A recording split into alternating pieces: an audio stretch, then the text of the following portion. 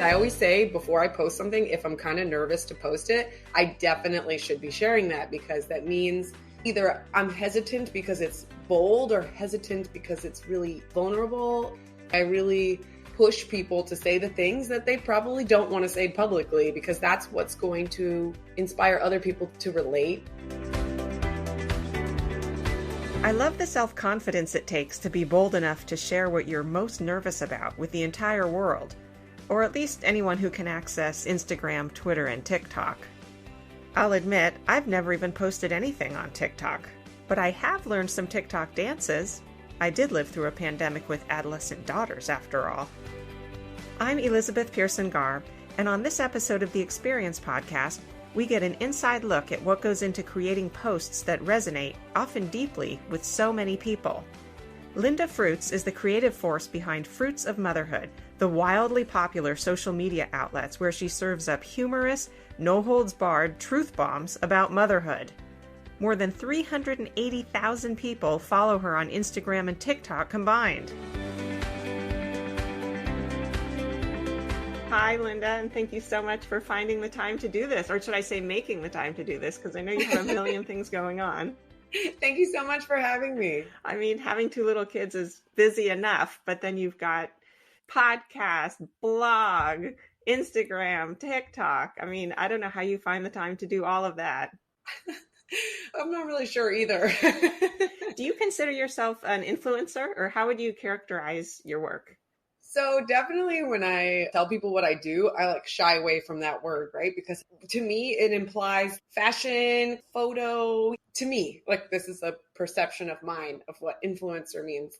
And so I try to say content creator. I think it sounds a little more creative for me. It's for my own ego, this sounds cooler. But basically it's the same thing. Okay. Can you tell me how it got started? I mean, was this a goal of yours that a few years ago you thought, here's what I want to do and my mission is to accomplish it? Or has this just sort of evolved over time? So my job before I had children, I was working as a graphic designer, kind of social media person. And so I handled deals with influencers when they would partner with the brand that I was working at. And so I loved dressing up for work. And so I started a fashion kind of blog. Didn't go very far because obviously I had kids, right? There's no fashion after kids. Mom fashion. Yeah, it changed a lot. And also it wasn't really a passion of mine. I just really enjoy photography and I like to, be creative. So one of my sisters, she had something called a spam account, which is what the kids have these days. Instagram started becoming a perfectionist platform. And so a spam account is something that you just post whatever you want, whenever you want. It doesn't matter what it looks like. It doesn't have to be carefully curated. And I was like, oh, that's really cool. Usually it's hidden from their parents. And I was like, I'm going to start a mom spam account. And so I changed my little fashion blog, which had 5,000 followers or something, to Mom Gang before I realized that name was trademarked, and I eventually evolved to Fruits of Motherhood.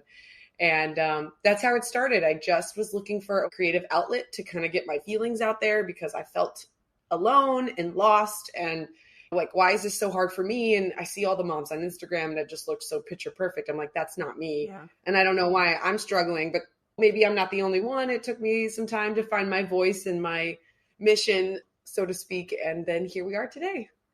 I think that's so cool because when I had my first baby, which was nearly 15 years ago, her birthday's in a few weeks, I felt the same way. I felt so lost because all the baby showers and everything, I thought everything was supposed to be so happy and so perfect. And it brought me to my knees.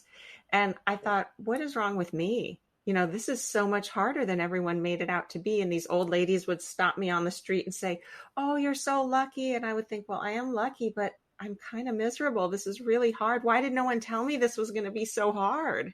So I got goosebumps. I felt exactly the same. What did I do with my life? Why did I ruin my life? It was literally a question I kept asking myself as I'm holding this sweet child in my arms. But it wasn't them. It was me. I was struggling with motherhood, not with my child, which a lot of people have a hard time understanding. Yeah, it's different things. I remember saying to my husband, I love her so much, but we used to be happy. What is the Yeah. disconnect here? And I didn't have Yeah. someone like you. I mean, I had my sister and I had good friends, fortunately, who Yeah. would tell me the truth. But I used to say, like, why didn't anyone beforehand really tell me the truth? So For real. you're really doing a great service to other moms. Thank you. Yeah, I think my best friend, she's like, yeah, you're not really selling me on motherhood. I'm like, good, good. Whatever you take from it, like, take it. Okay. I'm being honest. It's the best and it's really hard. It's all of it. Yeah. So you started it after your first baby was born? Yes. He was like maybe 3 months old. And, that fog where I could kind of think again is when I decided to start an Instagram. So you just started posting anything you felt, highs, lows. Yeah. Mainly, I was trying to take the humor route and I was trying to find my voice. I realized that the more brutally honest I was with like dark humor was like my cup of tea. And so that's kind of where the evolution of my Instagram was. So it's like from like this lighthearted comedy stuff to like, okay, this shit sucks, but I'm going to make it kind of funny at the same time. Have you always been a writer or kind of a bit of a comedian like in your past? Um, so writing to me, like looking back, was something I enjoyed. Whenever I had like a creative writing assignment, I knew I was going to ace it and I enjoyed writing, but no one or myself encouraged that in me. I just was like trying to find some other profession. When you grow up, no one says like become a writer. And I didn't think it was like lucrative by no means either. I just wasn't really educated on what that could look like as a profession. And so looking back, I realized that's what I like to do. I used to write poetry. I used to write songs. Like it's just been in my life, but I never really shined a light on it. And then also making videos and stuff. Like when I was young, I would literally record myself in my room hours on end, like doing dances and all this like silly stuff, which is literally who I am today, right? I wish I had those videos because I'd share them with the whole world. I thought that I was funny, but here we are. You probably were. That was you in practice. That was all your rehearsal. Yeah, like my TikTok rehearsals when I was like, I don't know, 12 or whatever. It was just kind of funny looking back. You just didn't know that that's what you were being primed for in your future. Literally, like I was being primed to become a content creator. Yeah, yeah. So you started with Instagram, and then how have you grown it? You're so popular now. It's really impressive. Has it just been one step at a time? It's just evolved, or have you been very goal oriented and like focused? I want to, be here by this date and by here by this date. Or has it, I mean, you've been raising little kids. I can't imagine that you've been able to be super focused about meeting certain metrics by certain dates, or maybe you have been. Yeah, no, I definitely have not. It was just very organically growing on its own. And then only until recently has it become like my full income because I put my kids in daycare and I was able to really dedicate a lot of time to writing, creating, and really the passion of it all. I can actually enjoy it a little bit more now because before, I was doing all this stuff at nap time or not even bedtime because if they're asleep, I'm asleep. Right, of course. I maybe had like 30 minutes left in me and that's it. So finally, I feel more focused. I can dedicate, I can take a mental break as well. That obviously is good for productivity. And what if you're ever out of ideas? I mean, no one can be creative all the time. I'm sure that, Lin-Manuel Miranda didn't just write Hamilton in a few months, right? There are certain days it wasn't flowing and certain days it is. Do you have some times that you just feel like, I don't know, it's just not coming? Yep, absolutely. Like every other day. When I feel inspired and excited is when I really go for it because I realize on those days that I'm like forcing it.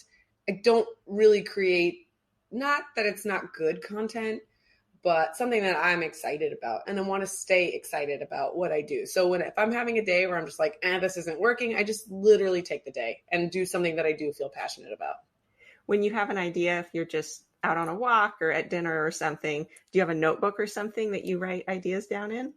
My notes in my phone is like out of control. I have so many notes. So I use that like crazy. Usually I get inspired when I'm watching TikTok. So I save it in there. There's like a save feature. But then when it comes to like writing, yeah, it's in my notes. Or I just put it on Twitter and wait to see if anybody likes it too, and then reshare it. And you're really creative with the graphics and other things. Did you just teach yourself how to use those things? Thank you so much. I actually went to school for graphic design. So that is why it's kind of all these little pieces that put together created me, right? Like I love designing, but I really like designing only for myself now. I went to school for graphic design. I got my bachelor's, and I actually graduated with like top portfolio of the class too. I Wow. am passionate about design. I still love looking at like the design stuff on Pinterest. So you get your inspiration and influences from a lot of different areas still? Absolutely. Yeah. Can you kind of walk me through what your day is like now? I mean, I guess it's a little different now if your kids are in daycare. You can maybe be a little Yeah. more structured. Yeah. So in the mornings, we do our very best to get the kids out with as minimal amount of tears as possible. And some days you just can't win that goal. Today was one of those hard days. So we wake up. My kids wake me up at like 6:30. How old are they now? They're 2 and 4. Okay, 2 and 4. My 4-year-old that's like, my light's pink, and he comes in and wakes me up or has to go pee at like 5 a.m. And so we get them off to school. I come back.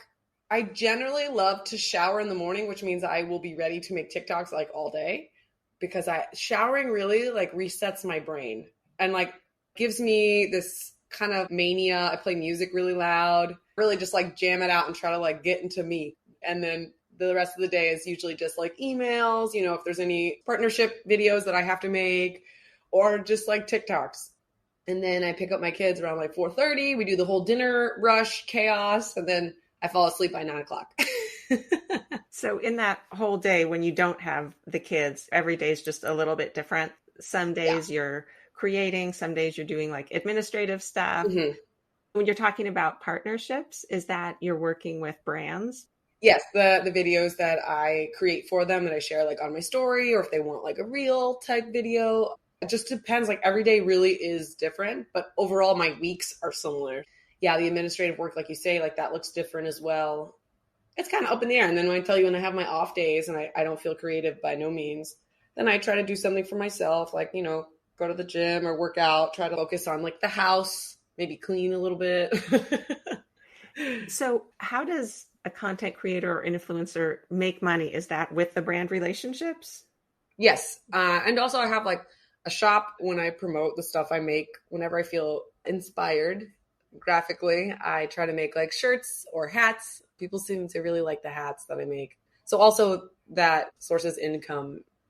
If someone wanted to kind of try to follow in your footsteps, which of course they can't fully, because I'm sure part of the reason you're successful is because it's your unique voice, right? You're being yourself, you're being your authentic self.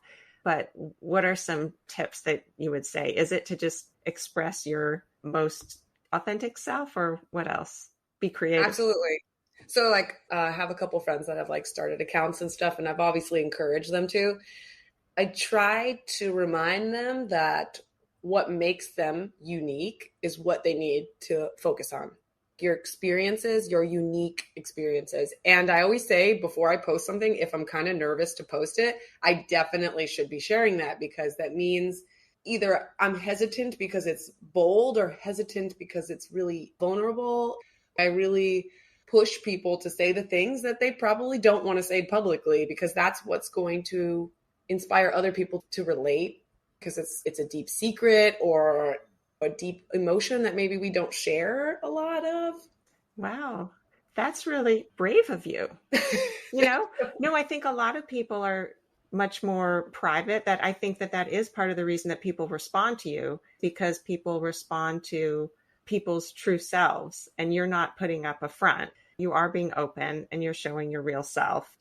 Like you were saying initially when you had a baby, and if people are just showing like, oh, all the perfect things, Yeah, I was like, that just makes people feel less than, right? Yeah, of course. Yeah. And so I really have this like feeling deep in my gut that women are taught to hide the things that they struggle with, because it keeps other women out of the light as well. So like I try to say all the things so that way it could potentially help someone else, whether it's just like a Me Too moment, or if it's like literal like help with the things that I struggle a lot with like feeding my children. I talk about how picky my toddler is all the time. And every time I post something like that, I see all these moms and they reply and they're like, oh my God, me too. You make me feel less bad about what I feed my children, and it's like we put all these like pressure points on ourselves for no reason. And so like that's what I try to just give someone a hug, right? Like Yeah. an emotional hug, like a me too hug. I noticed you wrote about breastfeeding and formula. And when I had my kids, I don't even know where this came from, but I was so determined that I needed to only breastfeed them. Yeah. And that was just something I put on myself. Nobody was, my husband, my mom, no one was saying like, you can't give them formula, but I was just determined. I know. And I did that. And afterwards I was like, why did I do that? Like I made myself so miserable. I was so exhausted. And I thought, why didn't I bend a little bit for my own sanity? I know. And so I feel like it's not like yelling at you, breast only, that's who you're feeding. Like you were saying, there's just these rules that we put upon ourselves, whether it's about like exercise or food or our kids or these things. Sometimes we just give ourselves a break and say, lighten up on the rules. Yeah. And I think genuinely it comes from a place of love, right? Like we love our little kids and we want to do what's best for them. And then we create this like rules before we had kids, what we were going to look like as parents. And that's where we get stuck when we realize that we're not that person, or the expectations of what we were going to be like changes. And sometimes that's hard to accept. And so we either keep trying real hard or we're like, this is the new me. One of your posts I wrote down because I just thought it was so beautiful. I mean, so many of them really resonate, but this one says, things we used to think mattered. 1, clean house. 2, perfect appearance. 3, raising the smartest children. Things that actually matter. 1, mom's mental health comes first. 2, being true to yourself. 3, raising kind children. And I think that just really encapsulates what you were just saying. We can have this image of what we think everything has to be, but if you're going to stick to those really strict rules, you're going to sacrifice so much else of what is really pure and true about life. Before I would go for a walk around the block in my neighborhood when I had the one child, I would put concealer under my eyes because I didn't want anyone to know how tired I was.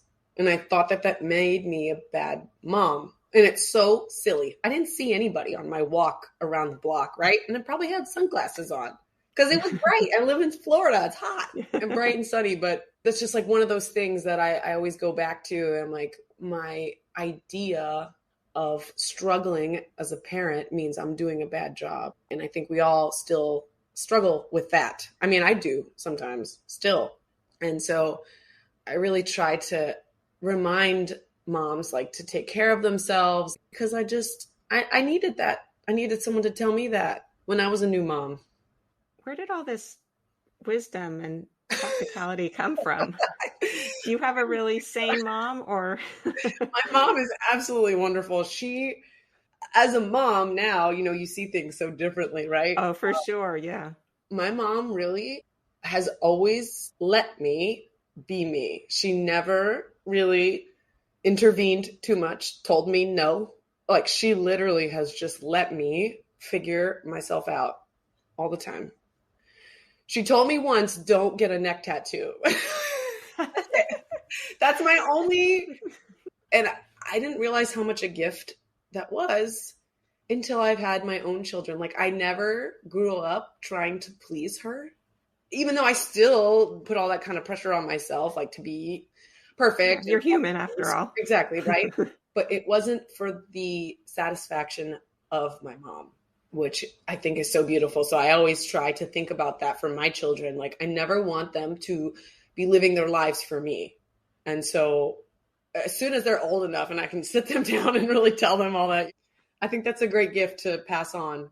That's just what I was going to say. It's a great gift to them to feel like they can be who they are. And their job is not to satisfy you. They get to be themselves and live their lives. Yeah. Yeah. So the wisdom thing, I feel like I used to have anxiety. I don't really have it much anymore, but I think I'm very much an overthinker. I really like to process my emotions a lot. I like being alone and thinking and writing. And so I think that kind of comes with the territory of like self-analyzing all the time, especially with my Instagram account. Every day I think about like, what am I struggling with? What is bothering me? what does that really mean? All the time digging into myself. And I think it's kind of created me up until this point of just sharing that out loud. Do you ever feel like, oh, I'm a little tired of being an open book, or I'm done, I want a little more privacy right now? Or do you feel like you're just kind of on this path and it's actually kind of therapeutic? It's very therapeutic. So when moms message me, they're like, oh my God, you don't know how much this helps me. I'm like, you don't know how much this helps me. It's a two-way street. It helps me. It helps them. We're just one little happy family here. Or big Yeah, happy family at this point. But I really love being an open book. I feel like the more honest conversations you can have, the more beneficial we are as a whole. I don't really like small talk. I like getting into the stuff that people don't want to talk about. I like talking about like, what are you afraid of? And like big ideas, big fears. And I enjoy that. So being open and being on the internet means that people are going to be negative sometimes too. That's just part of it, being a public figure or being out there. Yeah. So how do you deal with that? I imagine that you've had some negative comments here and there. How does that feel, or how do you react to that? So in the beginning, it would eat me up inside. It really would hurt. And I would think about a comment for like days on end. But as I've grown and really the community has showed me support, when those people say like these negative things, I have to mentally be like, okay, just let it go. Because when people say those things to me, it's really about them, their feelings. Has nothing to do with me. It's their perception, maybe what they struggled with, maybe their own expectations that they haven't unpacked yet emotionally. So it's just not a me thing. It's a them thing. That's so healthy. That's something I feel like we try to tell our kids growing up. Like, Yeah. if somebody is being really mean, mostly it's about they're dealing with something. It's really not about you. But that's really mature perspective to have. It takes a while to actually learn that. Yeah, for sure. Like I said in the beginning, I didn't have that, especially like with current events, and people really wanted to lay in me a little bit more. Of course, at first you want to like get upset, but I can't help what people say to me. And I'm so content in this point in my life that it feels like no one can really shake me, because I feel good. I feel happy, right? And I think once you have that solid ground, it's a nice place to be. That's great. Can we touch on that? So you had a big life shift last year. You're married. Mm-hmm. Are you still married? Yeah, we're still married. You're still married. And we live in the same house together still too. Okay. But you came out as lesbian. Mm-hmm. Was that hard to do? Or did you feel like this is also just something that this is who I am and this is part of my path and people can take it or leave it?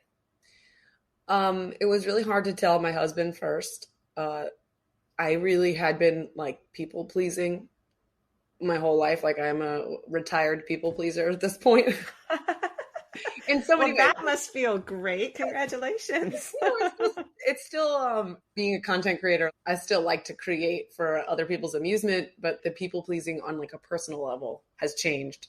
So telling him was hard, really hard. And, we talked more in the following 2 months than we had ever had our entire relationship. It really opened up this door to be really honest about our feelings and what we really were feeling. And it was a really beautiful thing. I feel like we've come a really long way since then. We still live together. My girlfriend stays here a lot. We all have dinner together a lot. Coming out, I didn't know how people were going to react, obviously, on the internet. A lot of people started asking questions because I was posting some videos on like TikTok. And as soon as my husband and I were like on steady ground, I was like, okay, we got to tell everybody the news. Once we're doing it. And so I wrote a post about it, and instantly I had so many comments of support that I was like shaking in tears. I wasn't expecting that so fast and so strong. And that's why I'm so thankful for the community and why I feel sturdy in my choices. It's that two-way street thing. Like I was really nervous, vulnerable, putting myself out there, sharing this kind of stuff. But again, a lot of moms have messaged me and we've spoke on the side about them going through similar situations. And I'm still doing the thing I set out to do, which is just to like help other women go through parts of their lives with kids. You're still you Mm-hmm. doing your thing. Mm-hmm. Mm-hmm. Like we're all moms. Yeah. Yeah. Well, I think that's very brave of you to continue to put yourself out there. I guess people seem to find a lot of interest in other people's personal lives. Yeah. And so this in particular, I think, was especially brave to say, here's something very personal about myself, because you were kind of setting yourself up for potentially a lot of commentary, shall we say. I don't know Yeah. whether it was going to be positive or negative, but could be both. Yeah. So Well, thank you you. got through that. Yeah. Thank you. Yeah, it was a lot. I'm so thankful for all the friends I've made through Instagram. It's just really been a great thing for me overall. Are you someone who has like goals for the next steps, either in your business, your life, whatever? Or are you, it sounds like at least so far with your business, you've kind of taken it one step at a time, but what are you thinking next? That's a great question. I think we really want a sitcom in my house. I think it's pretty funny, the dynamic, the struggles of like what we go through as like this tripod as of right now, me Tripod. and my husband. But yeah, I kind of do just take it a little bit at a time.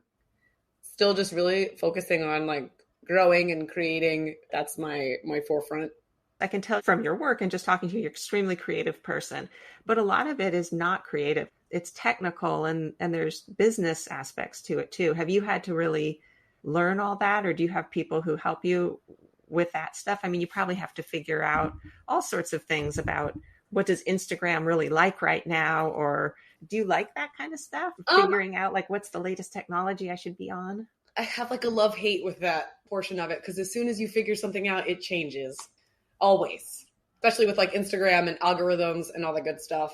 But I can see the trends because I pay really close attention to what I post and like what does well at what times. I'm very analytical. Like I told you, like that overthinking part of me. I mean, it spills over to all the other aspects of my life as well.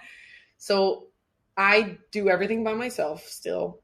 My husband was helping with like the taxes and stuff for this. He's been helping me with like the invoicing sometimes. That's basically all the help I have. That's it. That's my team. It's impressive. So you shoot everything? Do you just have like a camera like on a tripod or something? You just use an iPhone, or what do you use? My phone, and I use my tripod, which I just put in the other room because I was going to make a video real quick before we met, but I, again, wasn't feeling it. So I just use a ring light and a camera, and I have like special lighting in my room. But yeah, that's it. And then you edit on your computer? Actually, still on my phone. So I use this app. It's called Splice. And that's when I do my third party videos, like my partner videos, because I'll just shoot that on my phone and then edit through there. But for the most part, I use the apps like TikTok. I edit directly in there. I know some people use third party apps and then bring it back into there, but I don't do that. I just do it right in TikTok.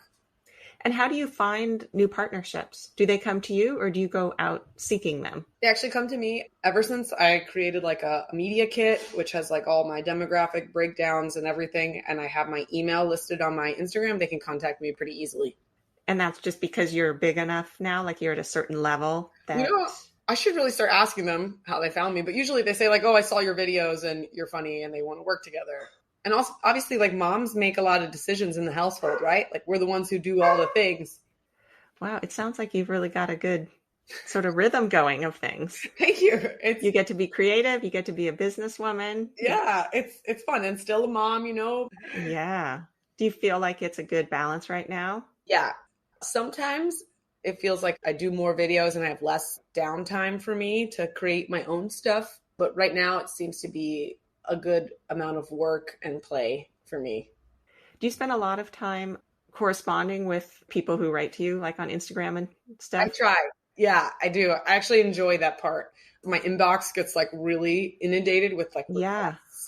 But I try, like when I have downtime, I'll go in and like respond to people because I like the connection, with the other moms.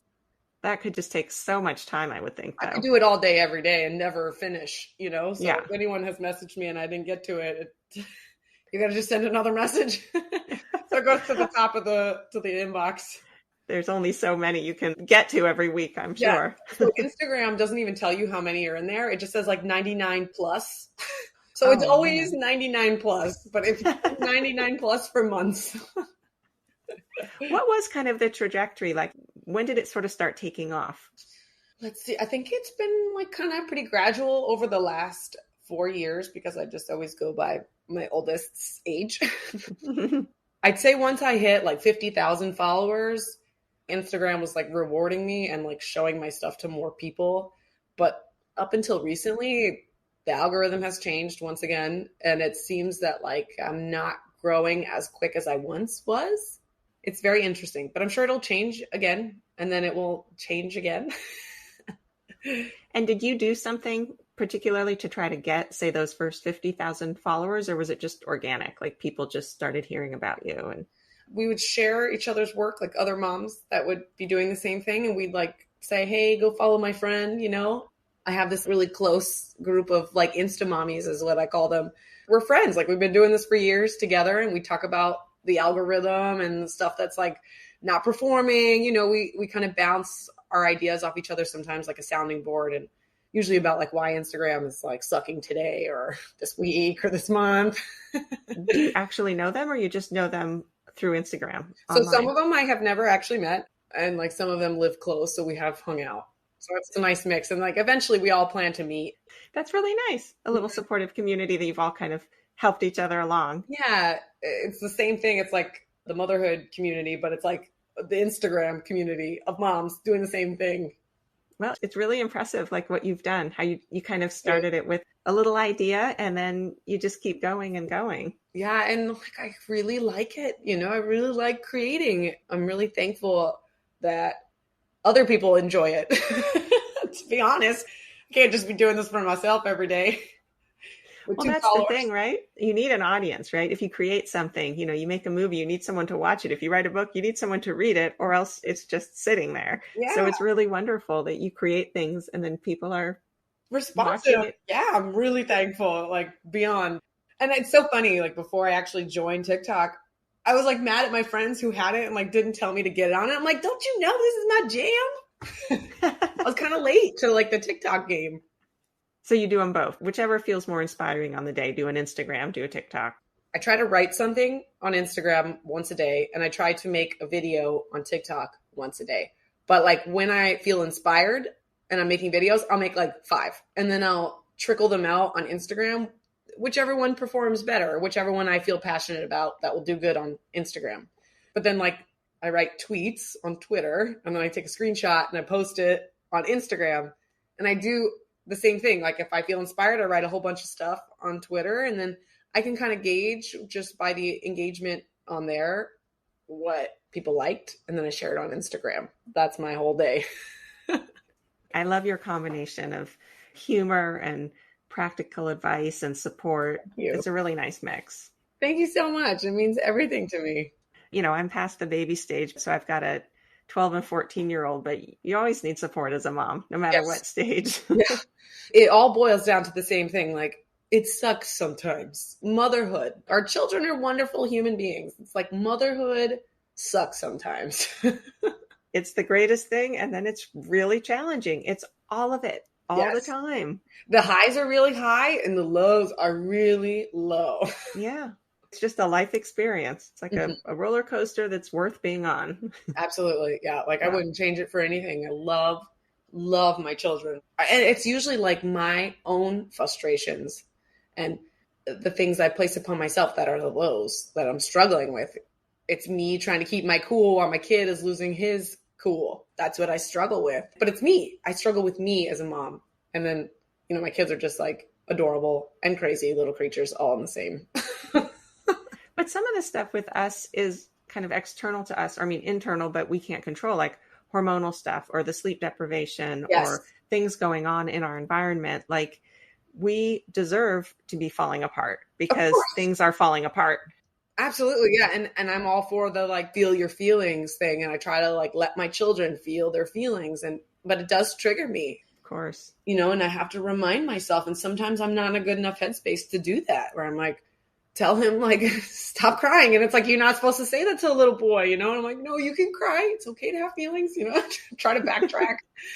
It's a lot. And we all make Sometimes mistakes. mommy needs to cry too. Yeah, exactly. Like, that's the whole thing. It's like, we're all still allowed to make mistakes, and that we're not meant to be perfect. Our children are not going to be perfect, and we're not going to be perfect. It's like, where you go from there, that matters most. And it's hard. It's hard.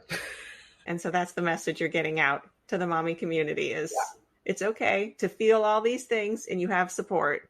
No need to be perfect. Exactly.